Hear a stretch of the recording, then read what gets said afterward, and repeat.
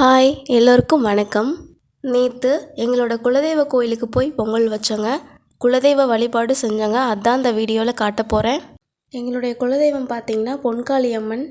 ரீசெண்டாக தான் கோவிலுக்கு கும்பாபிஷேகம் நடந்ததுங்க. கோயில் இருக்கிற கோபுரத்தில் பெயிண்டிங் அழகாக கொடுத்துருக்காங்க. அப்பா ஒர்க்கில் இருந்து வர லேட் ஆகிடுச்சு. கோயிலுக்கு வரவும் லேட் ஆகிடுச்சு. மதியம் போல் தான் வந்தோம்.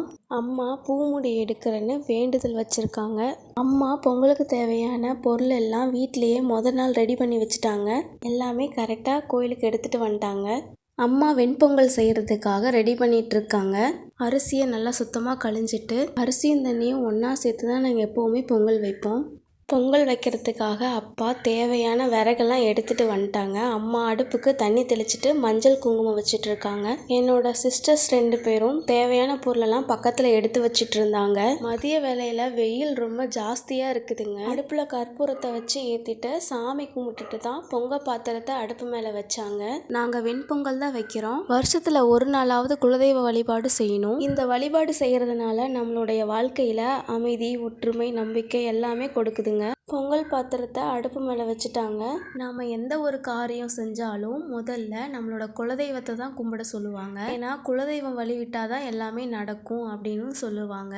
அப்பாவும் தங்கச்சியும் கோழி வாங்கிட்டு வரதுக்காக கடைக்கு போயிருக்காங்க. பொங்கல் பொங்கிருச்சுங்க.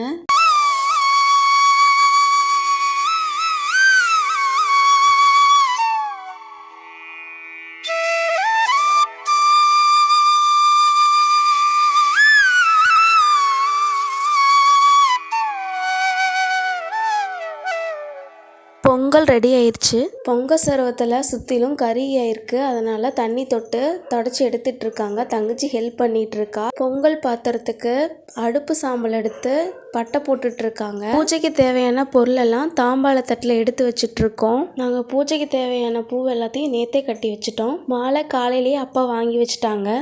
குலதெய்வ வழிபாடு செய்கிறதுனால நமக்குள்ளே இருக்கிற சோகம், தடை, பிரச்சனை எல்லாத்தையும் ஃபேஸ் பண்ணுறதுக்கான சக்தி கிடைக்கும். அம்மா பூமுடி எடுத்துகிட்டு வந்துட்டாங்க. குடும்பத்தோடு சேர்ந்து சாமி கும்பிட்டோம்.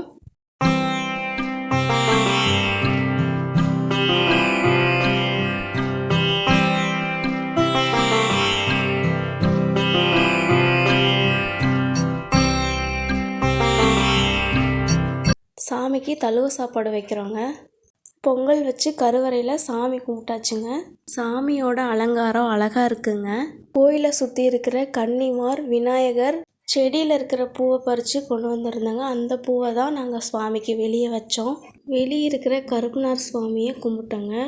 கோழி அறுக்கிறதுக்காக அப்பா எடுத்துகிட்டு வந்திருந்தாங்க. அதை நான் வீடியோவில் காட்டலைங்க. அது வைலன்ஸாக இருக்கும், அதனால தான் நான் காட்டலைங்க.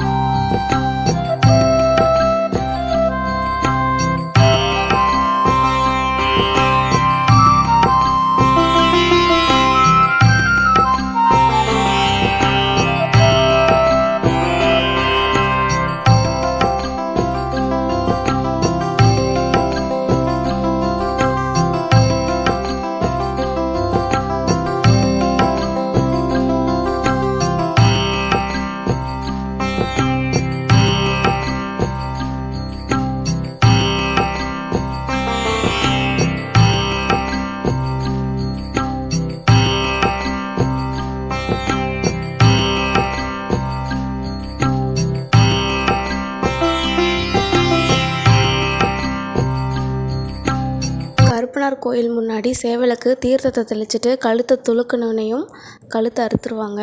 சாமி கும்பிட்டு முடிச்சுட்டு நாங்கள் வீட்டுக்கு வந்துட்டோங்க. வீட்டுக்கு வந்துட்டு பொங்கலில் வாழைப்பழத்தை போட்டு பிசைஞ்சு அம்மா கொடுத்தாங்க, சாப்பிட்டோம். கறி குழம்பு ரெடி பண்ணி சாப்பிட்டோம். இந்த வீடியோ உங்களுக்கு பிடிச்சிருந்தா லைக் பண்ணுங்கள், ஷேர் பண்ணுங்கள், கமெண்ட் பண்ணுங்கள், மறக்காமல் சப்ஸ்கிரைப் பண்ணுங்கள்.